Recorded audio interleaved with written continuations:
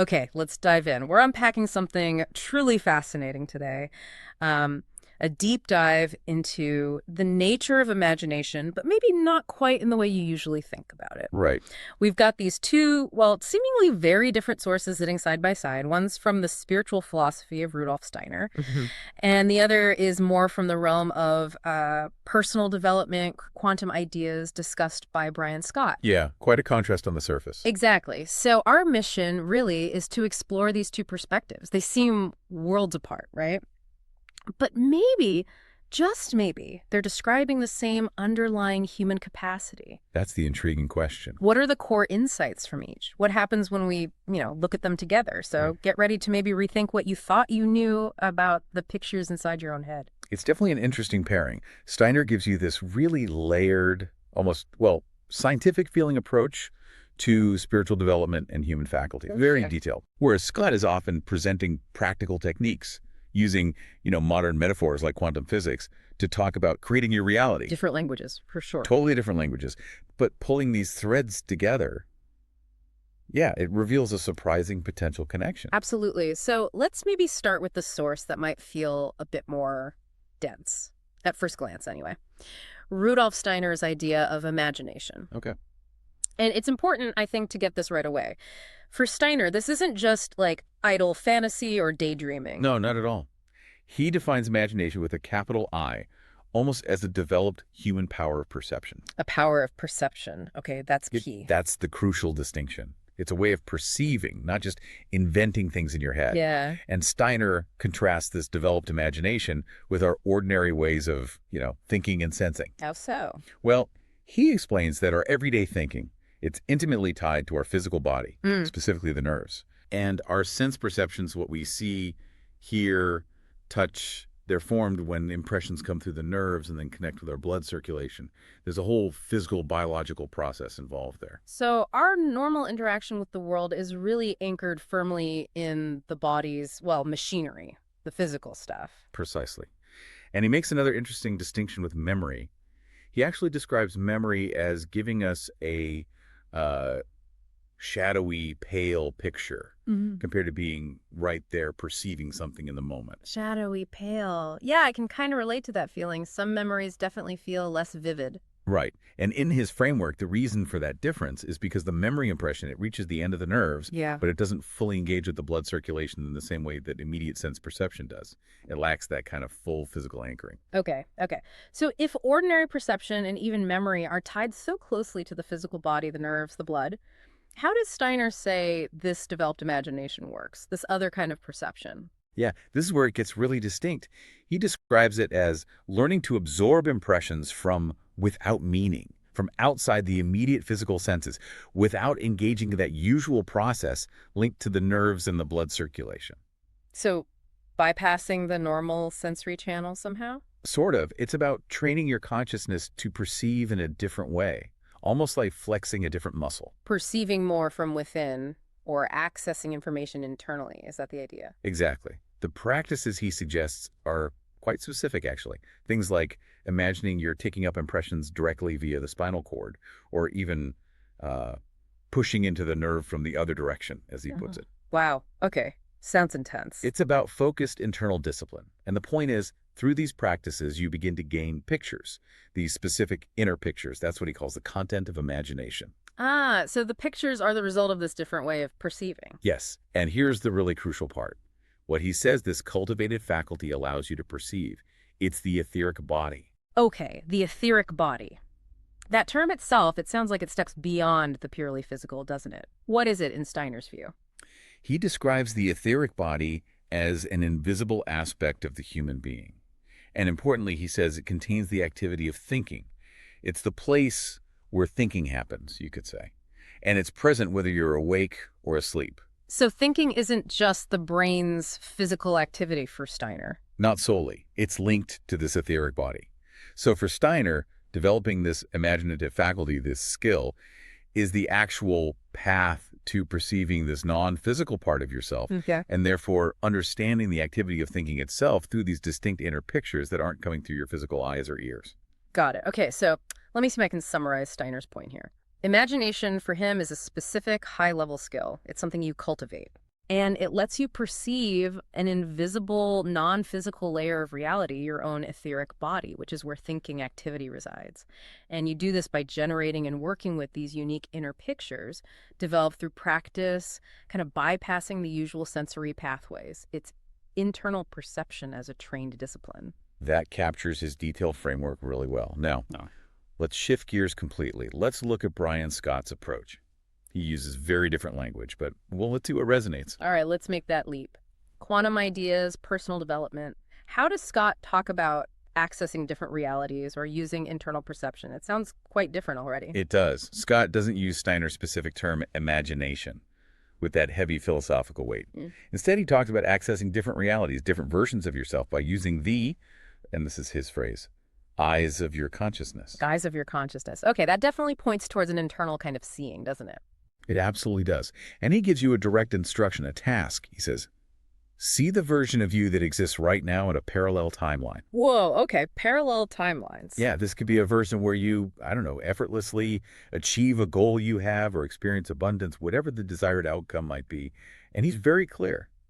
This is not physical sight. You're not looking out into the world. It's an internal perception, a visualization, creating a mental image. Okay, so it's about actively generating an inner picture of a desired state or reality that he says exists somewhere else, potentially. Exactly.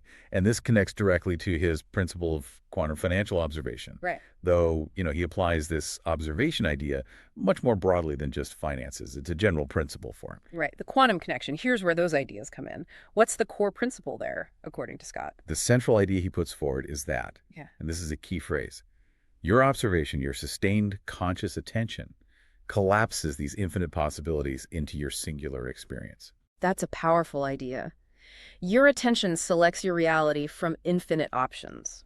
That's the concept. It's a focus of your awareness, your sustained attention, that essentially selects one potential reality out of countless others. He talks about directing energy, directing potential through this focused attention. That phrasing collapses these infinite possibilities into your singular experience. I mean, that really paints a picture of the supposed effect of focus. It does. And the mechanism Scott suggests for applying this principle, for actually doing this observation, for directing that focused attention, is precisely this act of seeing with the eyes of consciousness. Ah, so the seeing is the focusing mechanism. That's how he presents it.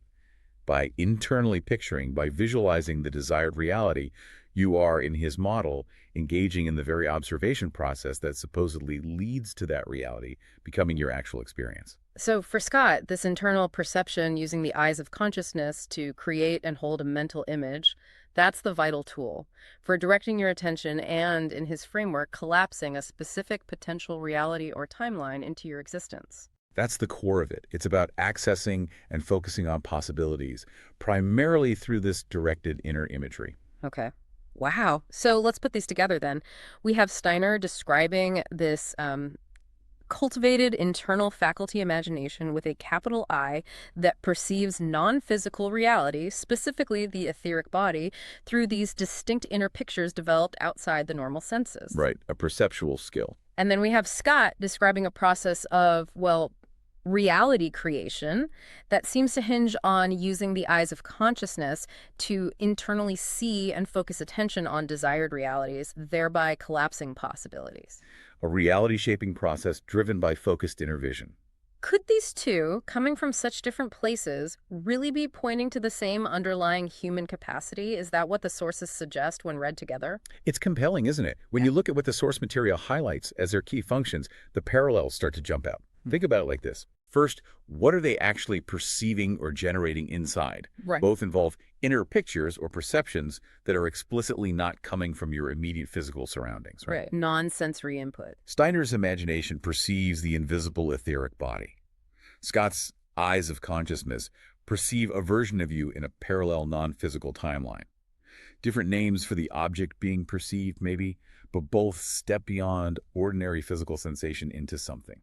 Internal, non-physical. Okay, so correlation one, both rely on accessing or creating some form of non-physical input or image internally. Makes sense. Right. Second point, is this passive? Is it just happening to you? No. Both are described as active and deliberate faculties. Yeah. Steiner's imagination is something you develop through focused practice. It's a cultivated skill. It takes effort. And seeing is presented as a conscious choice, requiring sustained conscious attention. You are actively engaging your mind to form and hold these internal images. It's not just letting your mind wander. So you're actively doing the perceiving or the seeing in both models. It's work. Exactly. Correlation two, active deliberate use of consciousness. Then third, what's the reach of this capacity? Where does it take you? Beyond the everyday. Precisely. Both go beyond the surface level of physical perception. Steiner's imagination accesses what he sees as a deeper, invincible layer of the self related to thinking the etheric body. Scott's internal seeing accesses different realities or timelines that he suggests exist simultaneously alongside ours. So both are about connecting with something more fundamental or maybe potential aspects of reality or the self than our five senses usually show us. Okay, accessing deeper aspects or realities. That's three strong parallels. And then there's the fourth point, which Yeah. reading the sources together feels like the real potential aha moment here. The mechanism by which you actually engage with these non-physical realities or possibilities. Yes, the how. Steiner defines imagination as the perception of the etheric body, which he links to thinking activity. Scott defines observation powered by attention as the act that collapses potential. Now, the source material strongly suggests that the very mechanism by which Scott's observation and focused attention function, well, it is this inner picturing, this seeing with the eyes of consciousness. Whoa. Okay, so the how of Scott's reality shaping process, the focus seeing, might be the very, what Steiner describes as a powerful, developed internal faculty, the imagination. That seems to be the strong parallel the sources point towards. It's like Steiner provides this detailed description of a specific, trainable internal faculty imagination capable of perceiving non-physical reality. The tool itself. Yes, and Scott describes a process of reality creation that fundamentally relies on your ability to internally see and focus conscious attention on desired realities. So the act of seeing with the eyes of consciousness in Scott's model looks remarkably like a practical application of the sophisticated imaginative capacity described by Steiner. And think about this. If, as Steiner posits, thinking itself is linked to this etheric body, and imagination is how you perceive that body, then cultivating that imaginative power, strengthening it, could be precisely what enhances your mind's ability to engage with that fluid potential Scott talks about in the quantum field. That really ties it together. It's like Steiner gives us this intricate map of an inner capacity, this imagination engine. And Scott describes using that engine through this focused internal seeing as the way we might interact with reality's potential, maybe even steer it or select from possibilities. Exactly. They approach it from radically different conceptual landscapes, spiritual philosophy versus quantum-inspired self-help, but they seem to converge on this core idea that a deliberate, cultivated form of internal perception, something quite distinct from our ordinary senses, is a key human capacity. And it's for engaging with reality beyond the immediately physical. That is a powerful synthesis. It really reframes imagination, doesn't it? Thinking about it not just as, making things up or fantasy, but potentially as a real faculty, a way of perceiving non-physical reality, and maybe even actively engaging with possibility. It really does. What does that shift then about how you think about the pictures you create in your own mind, or the focus you put on certain internal images or ideas? It really does pose a big question, doesn't it? If this internal imaginative capacity is something trainable, like a skill, as Steiner suggests, Yeah. and if it's potentially the engine for observation and collapsing potential, as Scott suggests, well, could there be a rigorous practice, maybe even a kind of inner science, behind concepts like manifesting intentions or visualization or accessing deeper states of consciousness, something rooted in deliberately cultivating this specific internal ability? A science of inner perception. That's a thought that definitely stays with you. Thank you so much for guiding us through these really fascinating sources and connecting the dots like that. My pleasure. It's fascinating stuff to explore. We really hope this deep dive has offered you, our listener, maybe a new lens, a new perspective through which to view your own mind and its incredible potential.